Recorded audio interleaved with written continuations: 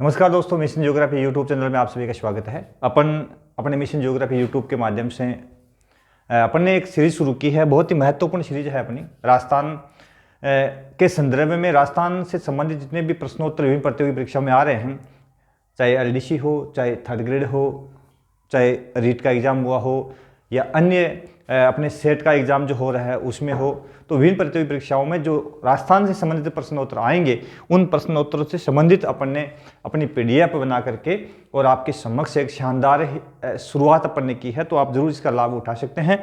हमारी कोशिश है कि आप तक राजस्थान से संबंधित संपूर्ण जानकारी विभिन्न प्रतियोगिता में पूछे गए प्रश्न जो पीछे के है उनके अकॉर्डिंग, उनके अनुसार और अकॉर्डिंग ऑल ओवर सिलेबस जो अपना है उस सिलेबस के अकॉर्डिंग आप तक पहुंचाने की हम कोशिश कर रहे हैं। तो आप जरूर हमसे जुड़े, हमारे मिशन ज्योग्राफी यूट्यूब चैनल को लाइक शेयर सब्सक्राइब करें।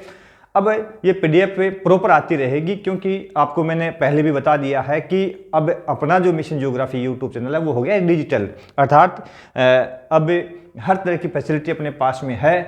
किसी भी प्रकार की लाइव क्लास के लिए है, प्लस प्रश्नोत्तर सीरीज को आप तक पहुंचाने के लिए है, हर तरह की फैसिलिटी अपने पास में अवेलेबल है। तो जरूर शुरू करते हैं।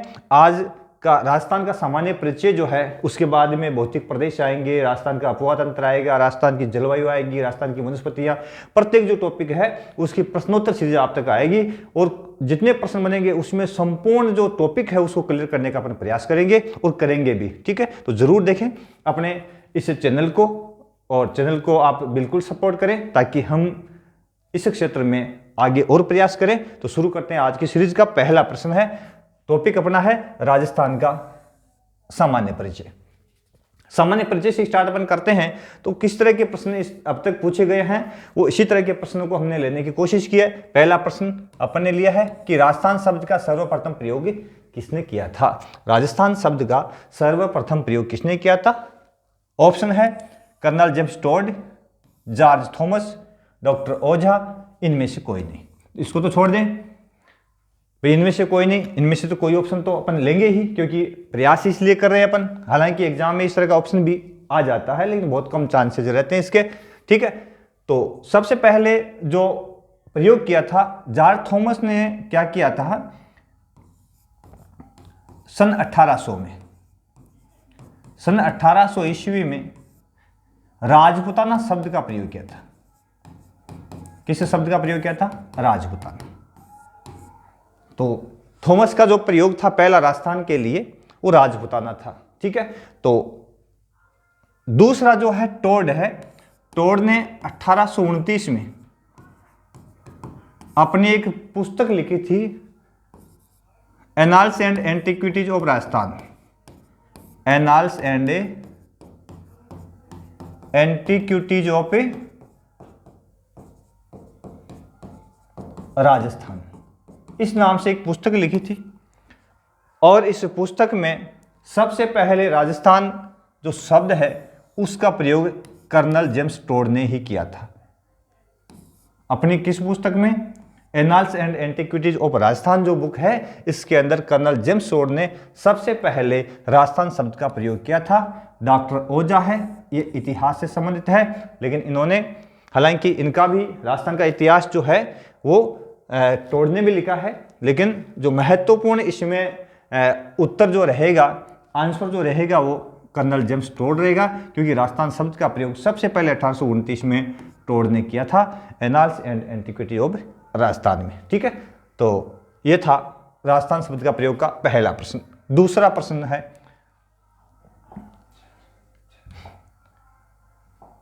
दूसरा प्रश्न अपना है कि क्षेत्रफल की दृष्टि से भारत का सबसे बड़ा राज्य कौन सा है?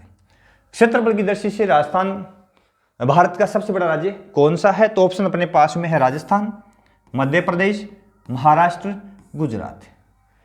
तो सबसे बड़े प्रदेश की यदि अपन बात करते हैं तो क्षेत्रफल की दृष्टि से सबसे बड़ा राज्य है अपना राजस्थान। इससे पहले मध्य प्रदेश हुआ करता था। राजस्थान से पहले मध्य प्रदेश हुआ करता था 2000 तक, सन 2000 तक। लेकिन ये पीछे क्यों हटा या बाहर क्यों हो गया? इसका कारण है कि सन 2000 में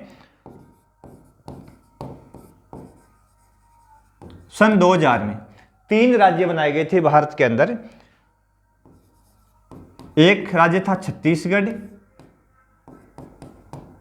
एक राज्य था झारखंड और एक था उत्तरांचल। उस समय उत्तरांचल, वर्तमान में उत्तराखंड। ठीक है, 3 राज्य बनाए गए थे। तो जो छत्तीसगढ़ राज्य है उस राज्य को एमपी से अलग कर दिया गया था। तो इसका छत्तीसगढ़ के अलग होने के बाद 1, 9 और 15 नवंबर को ये राज्य बने थे। तो छत्तीसगढ़ को अलग करने के बाद राजस्थान भारत का क्षेत्रफल की दृष्टि से सबसे बड़ा राज्य हो गया, जिसका क्षेत्रफल 3,42,239 वर्ग किलोमीटर है। 3,42,239 वर्ग किलोमीटर इसका क्षेत्रफल है। ये दूसरा प्रश्न था अपना। अगला प्रश्न, तीसरा प्रश्न अपना है,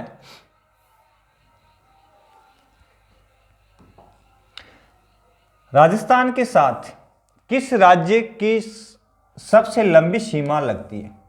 ये प्रश्न इजी प्रश्न लग रहे हैं वैसे अपने को, वैसे ज़्यादा बड़े गहरी टाइप के प्रश्न नहीं लग रहे, लेकिन इस तरह के आसान क्वेश्चन आ जाते हैं तो भी अपन पूर्ण रूप से तैयार रहे, क्योंकि बहुत बार पेपर में किस तरह बहुत गहरी तैयारी अपन कर लेते हैं, उसके बावजूद भी कुछ आसान क्वेश्चन अपने को दिक्कतों में डाल देते हैं। तो बेसिकली अपन यहाँ से शुरू करते हैं। तो राजस्थान के किस राज्य की सीमा सबसे लंबी राजस्थान के साथ में लगती है? तो मध्य प्रदेश, गुजरात, उत्तर प्रदेश, हरियाणा। तो इसमें इन राज्यों की सीमा राजस्थान के साथ में लगती है। राजस्थान के साथ में किन किन राज्यों की सीमा लगती है, यदि एक बार अपन राजस्थान के मानचित्र में देखने का प्रयास करें तो अपन पाएंगे कि ये राजस्थान है अपना। इसमें यहां गुजरात की सीमा लगती है, यहां पे मध्य प्रदेश की सीमा लगती है, यहां पे उत्तर प्रदेश की सीमा लगती है, यहां हरियाणा की सीमा लगती है और यहां पंजाब की सीमा लगती है। तो यहां इस प्रश्न में अपन देखेंगे तो सबसे लंबी सीमा जो है, सबसे लंबी सीमा मध्य प्रदेश की लगती है 1600 किलोमीटर। किसकी लगती है? मध्य प्रदेश की लगती है। कितनी? 1600 किलोमीटर। सबसे छोटी की बात की जाए, पूछ ले सबसे छोटी किसकी है, तो सबसे छोटी है पंजाब के साथ में 89 किलोमीटर। तो सबसे छोटी सीमा तो पंजाब के साथ में लगती है 89 किलोमीटर और सबसे लंबी सीमा मध्य प्रदेश के साथ में लगती है 1600 किलोमीटर। ठीक है, अगला प्रश्न। अगला प्रश्न अपना है, राजस्थान की कुल सीमा की लंबाई कितनी है? राजस्थान की कुल स्थलीय सीमा है, क्योंकि उसके पास साथ में कोई जलीय सीमा नहीं लगती। तो राजस्थान की कुल सीमा की लंबाई कितनी है? तो जो राजस्थान की कुल स्थलीय सीमा है,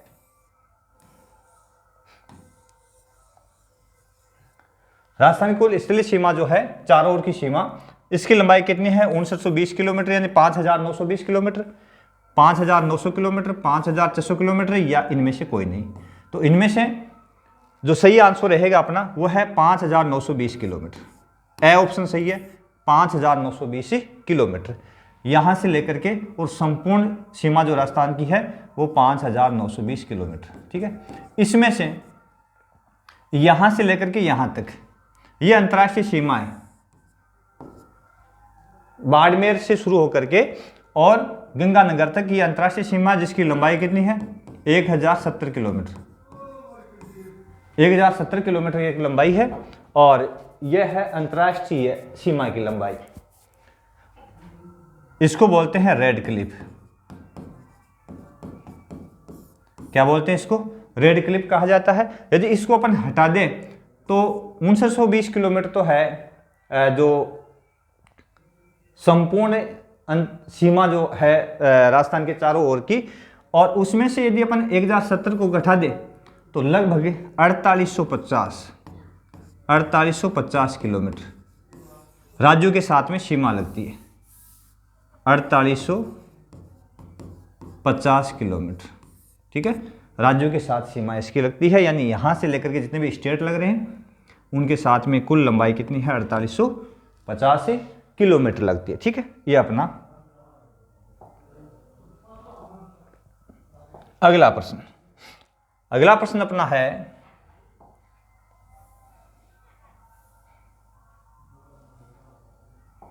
अगला प्रश्न अपना है कि राजस्थान में कुल कितने संभाग है। तो वर्तमान में राजस्थान में कुल कितने संभाग है? ऑप्शन है 7, 8, 9 और 6। तो सही आंसर अपना है 7 संभाग। कितने संभाग है? वर्तमान में 7 संभाग है। संभागों की यदि अपन संख्या की बात करें तो सबसे प्रारंभ में राजस्थान के अंदर 5 संभाग थे और उसके बाद में नए बनाए गए। तो कुल मिलाकर के सबसे नवीन बनने वाला जो संभाग था उसका नाम था भरतपुर। ये सबसे अंत में बना था और उसमें अलवर, भरतपुर, धौलपुर और करौली 4 स्टेट मिलाए गए थे। तो कुल संभाग संख्या कितनी होगी? 7 संभाग है। ठीक है, अगला प्रश्न। अगला प्रश्न, राजस्थान की अंतर्राष्ट्रीय सीमा की कुल लंबाई कितनी है? यह प्रश्न में आपने क्लियर कर दिया है कि 1070 किलोमीटर, जिसको पाकिस्तान के साथ में लगती है। इसकी कुल लंबाई जो अपनी है पाकिस्तान के साथ में 1070 किलोमीटर, जिसकी चर्चा आपने कर ली है। ठीक है ना, ये किसके साथ लग रही है? पाकिस्तान के साथ में लग रही है। अगला प्रश्न देखें अपन। अगला प्रश्न है,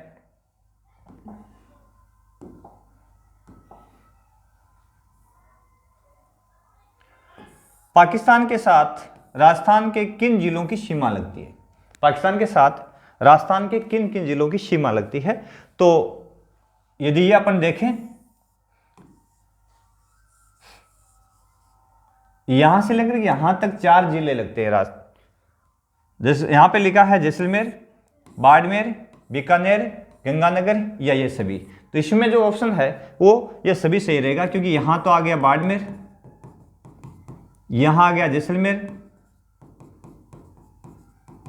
यहां आ गया बीकानेर और यहां आ गया गंगानगर। तो 4 यह स्टेट राज्य है, जिले हैं जिनकी सीमा किसके साथ लगती है? पाकिस्तान के साथ लगती है। तो इसमें द ऑप्शन सही हो जाएगा। सबसे बड़ी सीमा जैसलमेर के साथ में 464 किलोमीटर लगती है। उसके बाद में बाड़मेर के साथ में 228 किलोमीटर लगती है। उसके बाद में गंगानगर के साथ में 210 किलोमीटर लगती है। और फिर सबसे कम सीमा बीकानेर के साथ में 168 किलोमीटर लगती है। कुल मिलाकर के 1070 किलोमीटर कितनी लग रही है? 1070 किलोमीटर अंतर्राष्ट्रीय सीमा राजस्थान की लग रही है। अगला प्रश्न। अगला प्रश्न अपना है, राजस्थान की उत्तर से दक्षिण की लंबाई कितनी है? उत्तर, दक्षिण, पूर्व, पश्चिम जो राजस्थान का जो क्षेत्रफल है, यदि उसकी अपन बात करेंगे तो इसकी यदि अपन बात करेंगे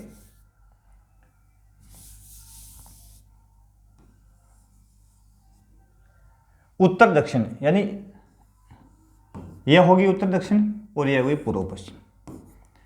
तो राजस्थान की यदि लंबाई चौड़ाई की अपन बात करते हैं तो यहां ऑप्शन दे रखे हैं 826 किलोमीटर, 869 किलोमीटर, 800 किलोमीटर या इनमें से कोई नहीं। तो इसमें जो सही ऑप्शन है वो अपना 826 किलोमीटर, यानी इस साइड से राजस्थान की उत्तर दक्षिण लंबाई जो है वो 826 किलोमीटर है। और पूर्व पश्चिम की ओर से अपन देखें तो 869 किलोमीटर सेकंड ऑप्शन दे रखा है। वो ये वाला ऑप्शन है, यह है पूर्व से पश्चिम और यह उत्तर से दक्षिण। ठीक है, तो इसमें उत्तर से दक्षिण पूछा है अपने को, तो ये ऑप्शन पहला सही हो जाएगा। यदि पूर्व से पश्चिम पूछ ले तो अपना ये ऑप्शन सही हो जाएगा। यदि पूर्व पश्चिम की बात कर ले तो 869 किलोमीटर सही हो जाएगा। ठीक है ना, तो ये राजस्थान की लंबाई और चौड़ाई। यदि क्षेत्रफल की बात अपन करें संपूर्ण राजस्थान का, तो अपन ने बता दिया 3,42,239 वर्ग किलोमीटर इसका कुल क्षेत्रफल है। ठीक है ना, ये अपन चर्चा पहले ही कर ली है। अगला प्रश्न। अगला प्रश्न है, राजस्थान का क्षेत्रफल की दृष्टि से सबसे बड़ा जिला कौन सा? जिले की बात की कि राजस्थान का सबसे बड़ा जिला कौन सा है क्षेत्रफल की दृष्टि से। तो राजस्थान के जिलों की बात करें तो यहाँ पे पहला ऑप्शन है जैसलमेर, दूसरा ऑप्शन है बीकानेर, तीसरा ऑप्शन है बाड़मेर, चौथा ऑप्शन है जोधपुर। तो क्षेत्रफल में सबसे बड़ा जो है वो है अपना जैसलमेर, 38,401 वर्ग किलोमीटर इसका क्षेत्रफल है। तो क्षेत्रफल की दृष्टि से राजस्थान का सबसे बड़ा जिला कौन सा है? जैसलमेर, 38,401 वर्ग किलोमीटर। उसके बाद में दूसरा नंबर आता है बीकानेर का, तीसरा नंबर आता है बाड़मेर का और चौथा नंबर आता है क्षेत्रफल दृष्टि से जोधपुर का। ठीक है, तो ये क्रम है इनका कि जैसलमेर सबसे बड़ा, उसके बाद में बीकानेर, बाड़मेर और जोधपुर। ठीक है, अगला प्रश्न अपना है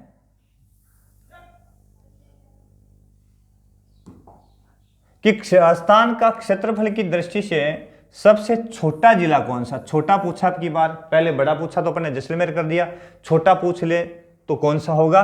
तो इसमें ऑप्शन है धौलपुर, दौसा, डूंगरपुर, प्रतापगढ़, 4 ऑप्शन है। तो सबसे छोटे की बात अपन करेंगे तो सबसे छोटा है धौलपुर, जिसका क्षेत्रफल है 3034 वर्ग किलोमीटर।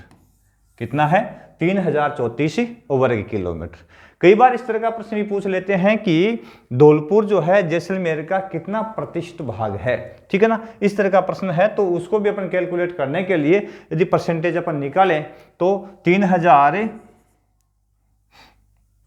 जो 34 है ना इसका और 38,401 जो है इसका, दोनों का क्या अपन क्या निकालेंगे यहाँ पे? प्रतिशत निकालेंगे। ठीक है ना, और प्रतिशत से कैलकुलेट करेंगे तो लगभग ये 11.5 के आसपास में, प्रतिशत के आसपास में इसका एरिया आता है, जिसका एग्जैक्ट कैलकुलेट अपन करने से ही पता लगा पाते हैं। तो यहाँ पे सबसे छोटा है 3034 किलोमीटर धौलपुर, दूसरा स्थान दौसा का है, यानी सबसे छोटा उससे बड़ा दौसा।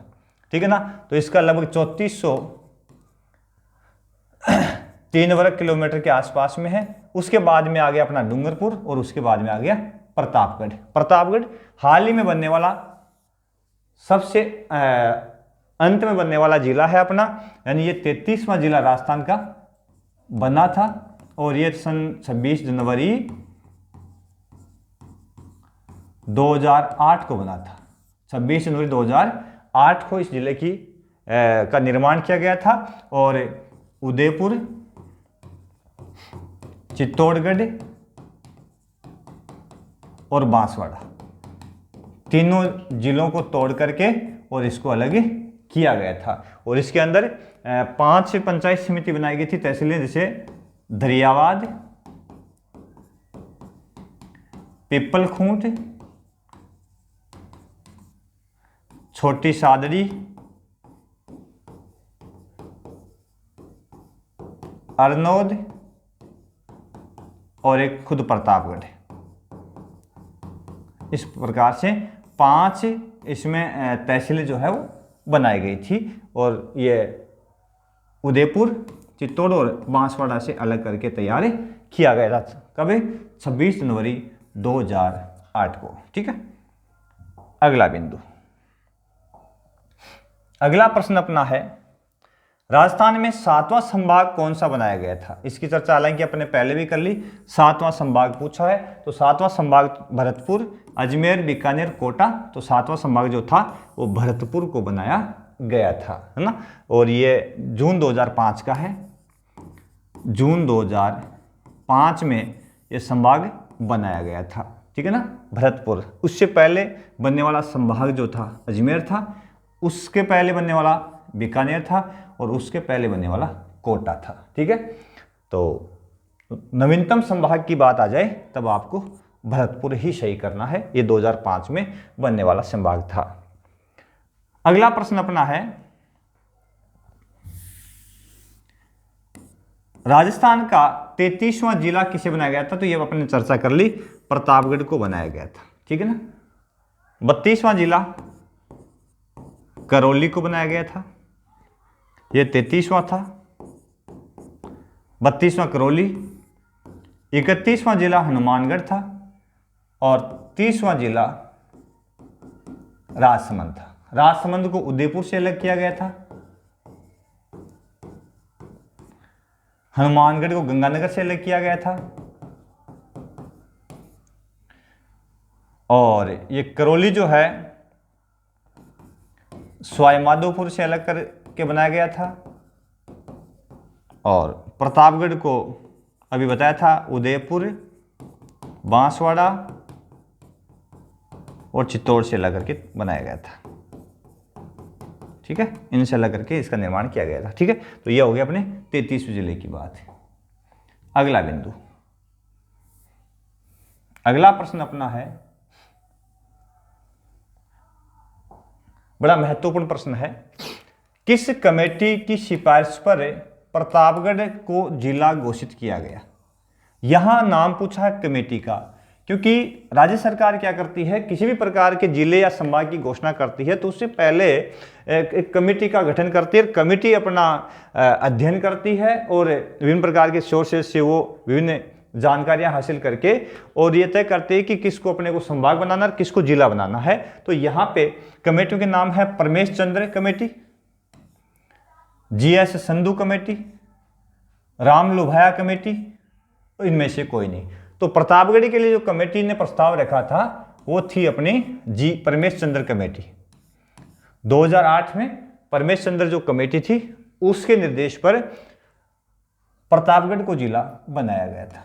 उसके बाद में 2011 में GS संधू कमेटी का गठन किया गया था जिलों के गठन के लिए, लेकिन यहां कोई जिला राजस्थान में नहीं बना पाया। उसके बाद में जो अभी 2022 के अंदर जो नई कमेटी बनी वो है राम लुभाया कमेटी। वर्तमान अशोक गहलोत जो सरकार है, अशोक गहलोत सरकार ने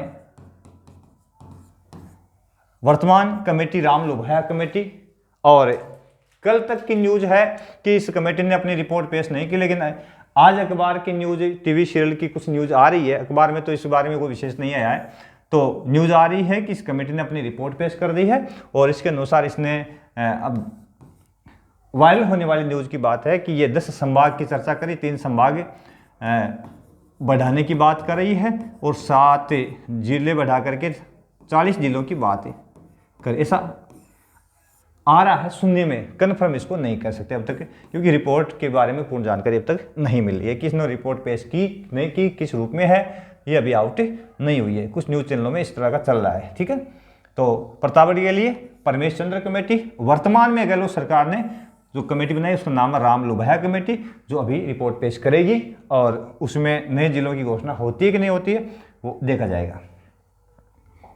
अगला प्रश्न,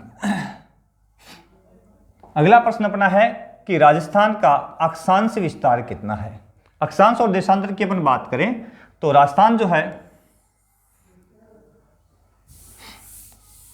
अक्षांश देशांतर की अपन बात करें तो राजस्थान जो है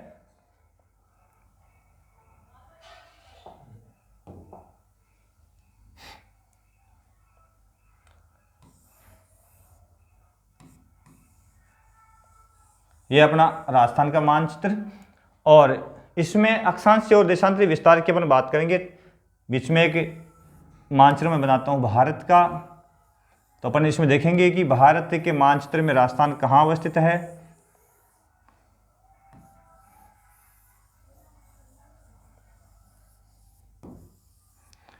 अब यहां अपन देखेंगे तो यहां पे राजस्थान है अपना,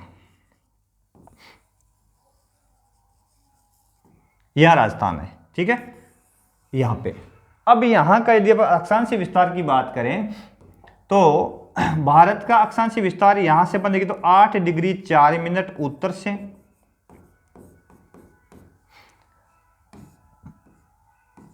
37 डिग्री 6 मिनट उत्तर तक है। यह भारत का अक्षांशीय विस्तार। इसका मतलब यह हुआ कि भारत के अक्षांशीय विस्तार जो है उसी के अंदर अंदर राजस्थान का अक्षांशीय विस्तार होगा। देशांतरी विस्तार भारत की यदि अपन बात करें तो इसका देशांतरी विस्तार है 68 डिग्री 7 मिनट पूर्व से 97 डिग्री 25 मिनट पूर्व। यह भारत का अक्षांशीय और देशांतरी विस्तार, तो इन्हीं के अंतर्गत राजस्थान का मिलेगा। तो राजस्थान यहां पे अवस्थित है, तो यहां से यहां तक इसका अक्षांशीय विस्तार है। अब देखो अक्षांशीय विस्तार जो है, अक्षांश रेखाएं यदि अपन ग्लोब की चर्चा करें, थोड़ा सा मैं ग्लोब के बारे में बता देता हूं कि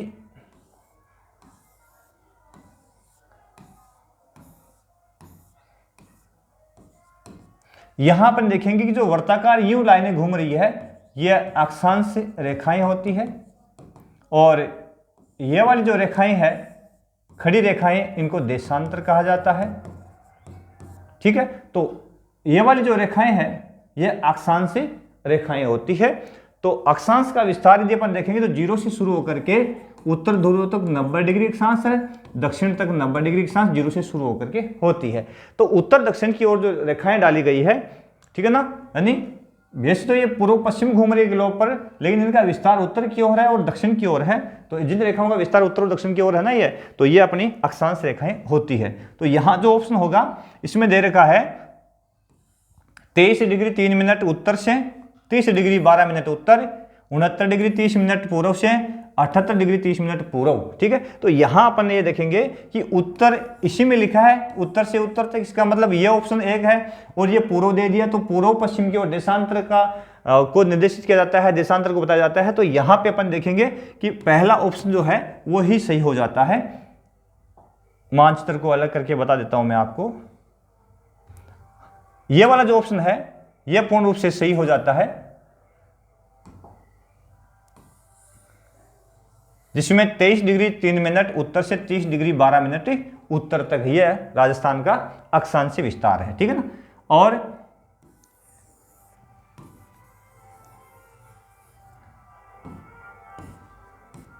यहां से शुरू होगा क्योंकि 0 डिग्री भूमध्य रेखा यहां से शुरू होती है, तो 23 डिग्री 3 मिनट उत्तर से 30 डिग्री 12 मिनट उत्तर, और ये इधर वाला देशांतर विस्तार हो जाएगा अपना। ये ऑप्शन मैंने देशांतर विस्तार का दिया, दोनों बिंदु साथ ही क्लियर हो जाए।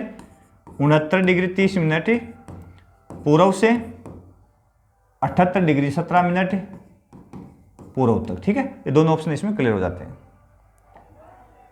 अगला प्रश्न, अगला प्रश्न अपना है, कर्क रेखा राजस्थान के किन जिलों से होकर के गुजरती है? तो कर्क रेखा की बात आती है तो राजस्थान के मानचित्र में यदि अपन कर्क रेखा की बात करेंगे तो पाएंगे इधर से गुजरती है कर्क रेखा। भारत के 8 राज्यों से होकर गुजरती है, तो इसमें से राजस्थान भी एक राज्य है, यानी भारत के 8 राज्यों से होकर के कर्क रेखा गुजरती है। उन 8 राज्यों में राजस्थान भी एक है, यानी 23.5 डिग्री उत्तर अक्षांश को कर्क रेखा कहते हैं। 23.5 डिग्री उत्तरी अक्षांश को क्या कहते हैं? कर्क रेखा कहते हैं। और भारत के 8 राज्यों से होकर के गुजरती है, उसमें राजस्थान भी एक है। तो राजस्थान का यहां वाला जो ये वाला जिला है वो है बांसवाड़ा, और यहां एक जिला लगता है जिसका नाम है डूंगरपुर। इसका मतलब राजस्थान की जो कर्क रेखा है वो 2 राज्यों बांसवाड़ा जिलों, बांसवाड़ा व डूंगरपुर, यानी ए और ब दोनों ऑप्शन सही है, दोनों में से है। यानी बांसवाड़ा के बीचों बीच गुजरती है, यानी इसके सबसे पास में एक नगर है जिसका नाम है कुशलगढ़। ये प्रश्न भी पूछा गया है कि कर्क रेखा राजस्थान का कौन सा शहर कर्क रेखा की सबसे नजदीक है, तो यहाँ पे कुशलगढ़ है ना, ये बांसवाड़ा का ही शहर है, और डूंगरपुर के दक्षिणी छोर से होकर के गुजरती है, गांव से होकर के। ठीक है, तो दोनों ऑप्शन इसमें ए और ब दोनों ऑप्शन सही हो जाएंगे। ठीक है ना, अगला प्रश्न, अगला प्रश्न अपना है, कौन सी नदी कर्क रेखा 2 बार काटती है? कर्क रेखा को कौन सी नदी जो है 2 बार काटती है? तो यहां पे माही, लूनी, पश्चिमी बनास और ये सभी, तो सभी ऑप्शन नहीं है। इसमें जो सही आंसर है वो कौन सी नदी है अभी मैं बता देता हूं आपको। यहां पे माही नदी जो है यूं घूम करके वापिस से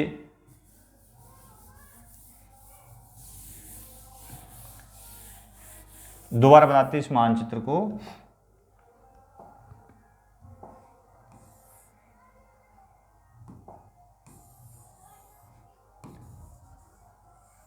इजीली समझने के लिए अपन देखते हैं, यहां से माही नदी बिंदु से पहाड़ी से निकलती है और बांसवाड़ा में खांदू गांव के पास में प्रवेश करती है, वापिस दक्षिण पश्चिम की ओर मुड़ करके गुजरात में प्रवेश कर जाती है और खंबात की खाड़ी में गिर जाती है। कहां गिर जाती है? खंबात की खाड़ी में गिर जाती है। ठीक है, तो यहां इसमें 2 नदियां आकर के मिलती है, प्रतापगढ़ से मिलती है जाखम और उदयपुर से निकल कर आती है सोम।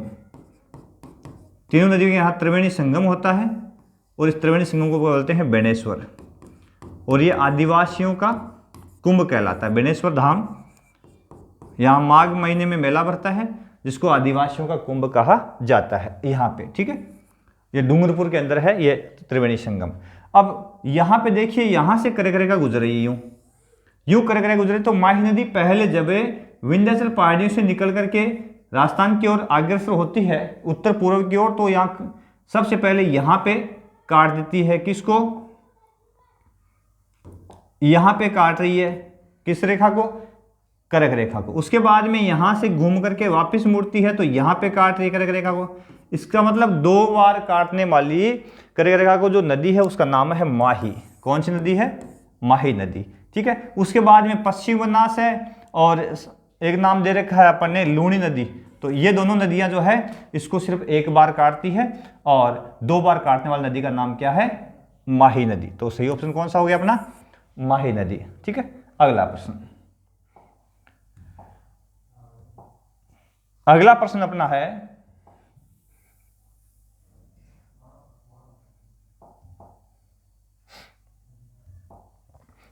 राजस्थान के किस जिले में सूर्य की किरणें सर्वाधिक तिरछी पड़ती है।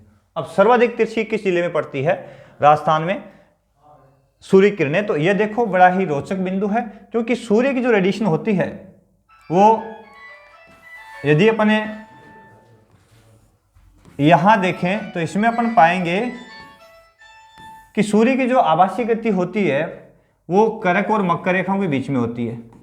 ये करक रेखा और ये मकर रेखा, ठीक है।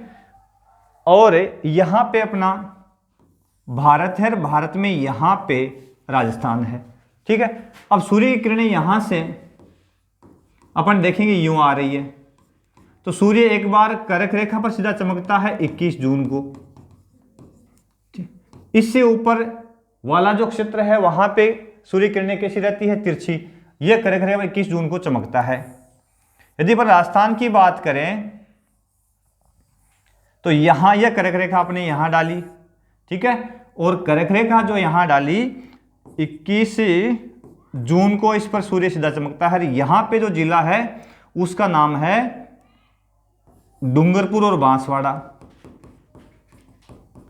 अब सूर्य कहां सीधा चमक रहा है, करक रेखा और मकर रेखाओं के बीच में, यहां से यहां तक सीधी किरणें आती है। इससे ऊपर भी तिरछी है, इधर भी तिरछी है।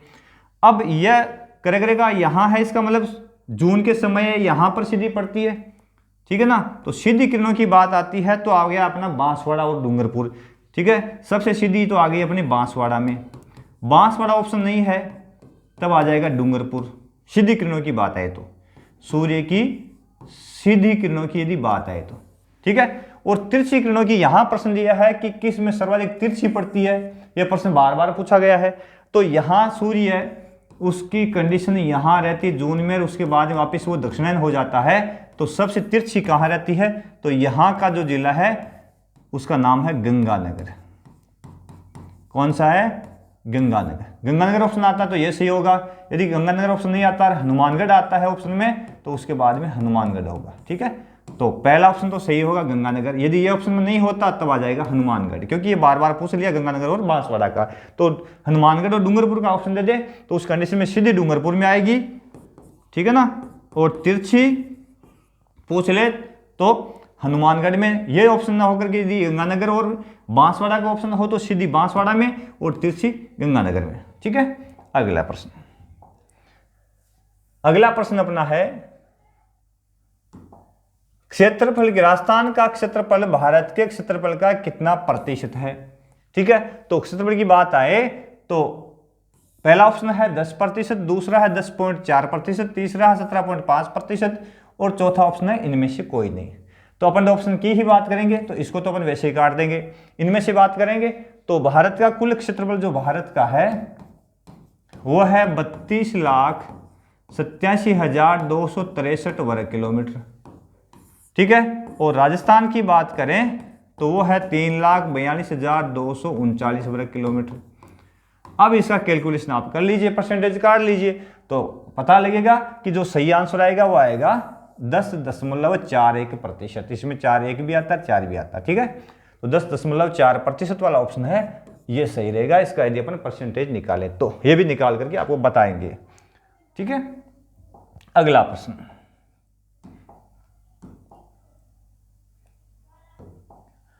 अगला प्रश्न है राजस्थान में किस संभाग में सर्वाधिक जिले हैं? जिलों की दृष्टि से संभाग कौन सा बड़ा है?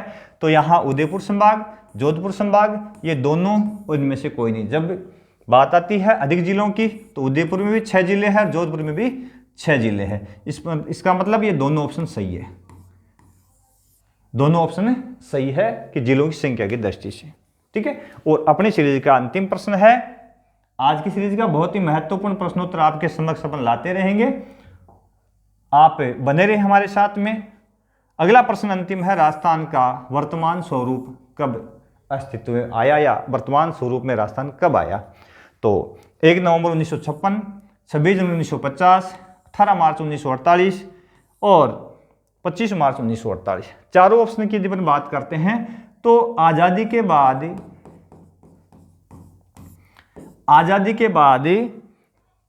राजस्थान का एकीकरण शुरू हुआ, राजस्थान का एकीकरण शुरू हुआ तो यहां पे 19 रियासतें और 3 ठिकाने हुआ करते थे। 19 रियासतें और 3 ठिकाने हुआ करते थे, ठीक है। और एक चिपशिप प्रदेश यानी जहां अंग्रेज शासित प्रदेश जो हुआ करता था, अजमेर मेरवाड़ा, उसको चिपशिप कहा जाता था, सीधा अंग्रेजों के अंडर में था, ठीक है। तो यह इतने भागों में बंटा हुआ था। तो इसका जब एकीकरण शुरू किया गया था तो एकीकरण का पहला जो प्रयास किया गया था वो था 18 मार्च 1948 को एक संघ बनाया गया, उसका नाम रखा गया मत्स्य संघ, ठीक है। यह पहला चरण था। उसमें अलवर, भरतपुर, धौलपुर व करौली को मिलाकर के इस संघ की स्थापना की गई थी, ठीक है। इन 4 जिलों से मत्स्य संघ बनाया गया। दूसरा ऑप्शन यहां है 25 मार्च 1948 को, यह इसका दूसरा चरण था, ठीक है ना। तो इसमें राजस्थान शब्द जो है वो काम में लिया गया था और इसका नाम रखा था राजस्थान संघ। ये दूसरा चरण था, ठीक है। और इसमें 9 रियासतों को और एक ठिकाना जो था उसको मिलाया गया था, ठीक है। इसमें 9 रियासतें और एक ठिकाना मिलाए गए थे। उसके बाद में अगला चरण है 26 जनवरी 1950 को, और यहां राजस्थान को संवैधानिक दर्जा दे दिया गया था, यानी पूर्ण रूप से राजस्थान को एक राज्य का दर्जा दे दिया गया था संवैधानिक दृष्टि से। और इसी दिन हमारा संविधान भी लागू हुआ था, भारत का संविधान भी इसी दिन लागू हुआ था। कब?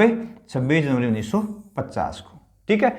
और अगला ऑप्शन जो पहला है 1 नवंबर 1956 को, यही वो तिथि थी जिस दिन राजस्थान जो है उसका वर्तमान स्वरूप वर्तमान स्वरूप की बात करें तो 1 नवंबर 1956 को ये सामने आया था। अर्थात इसमें अजमेर मेरवाड़ा का सबसे अंत में विलय किया गया था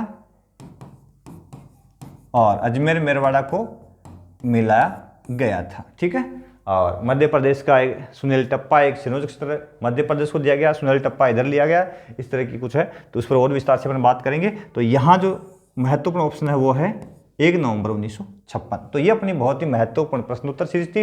राजस्थान का सामान्य परिचय के संदर्भ में जितने भी प्रश्न यहाँ बनते हैं वो लगभग सारे आ चुके हैं। प्रत्येक ऑप्शन को अपन ने क्लियर करके देखा है। बिल्कुल ऐसे ही अपन सारे के सारे ऑप्शन को पूर्ण रूप से उनका ऑपरेट करके उसको अपन देखेंगे और आगे राजस्थान के अपने भौतिक प्रदेश आएंगे, राजस्थान की अफवाह प्रणाली, राजस्थान की जलवायु मृदाएं की जो है संपूर्ण जो टॉपिक है अपने सिलेबस में है, उन टॉपिक वाइज प्रश्नोत्तर सीरीज आपके समक्ष आती रहेगी। तो आप जरूर हमें से जुड़े रहें, देखते रहें हमारा मिशन ज्योग्राफी यूट्यूब चैनल को लाइक शेयर सब्सक्राइब जरूर कर लें। बहुत बहुत धन्यवाद।